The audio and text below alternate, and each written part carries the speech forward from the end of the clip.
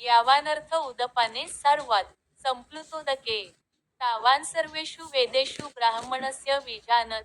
लहान विहिरीद्वारे होऊ शकणारी सर्व कार्ये मोठ्या जलाशयाकडून त्वरित होऊ शकतात. त्याप्रमाणे ज्याला वेदांमागचा हेतू माहीत आहे त्या ज्ञानी मनुष्याला वेदांशी संबंधित असलेली सर्व कार्ये सहजपणे प्राप्त होतात.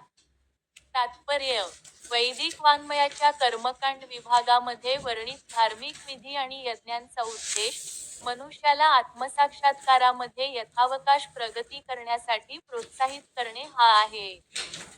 भगवद्गीतेमधील 15व्या अध्यायात 15 आत्मसात्काराचे प्रयोजन स्पष्टपणे सांगण्यात आले आहे. वेदाध्ययनाचे प्रयोजन हे सर्व गोष्टींचे आदिकारण, भगवान श्रीकृष्ण यांना जाणणे हे आहे. म्हणून श्रीकृष्ण आणि त्यांच्याशी असणारा शाश्वत संबंध म्हणजेच आत्मसाक्षात्कार होय.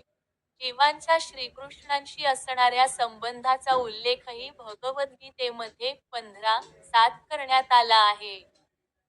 जीव हे श्रीकृष्णांचे अंश आहेत म्हणून जीवाने कृष्णभावनेचे पुनरुज्जीवन करणे ही वैदिक ज्ञानाची परमोच्च पूर्णावस्था आहे. याची श्रीमद्भागवतात 3:33-7 पुढीलप्रमाणे पुष्टी करण्यात आली आहे.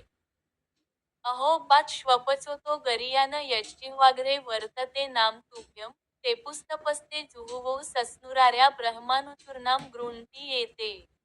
हे भगवन, जो मनुष्य तुमच्या पवित्र नामाचे स्मरण करीत आहे, तो जरी चांडाळासारख्या कुत्र्याचे मांस भक्षण करणारा, नीच कुळात जन्मला असला तरी तो आत्मसाक्षात्काराच्या सर्वोच्च अवस्थेत स्थिर आहे.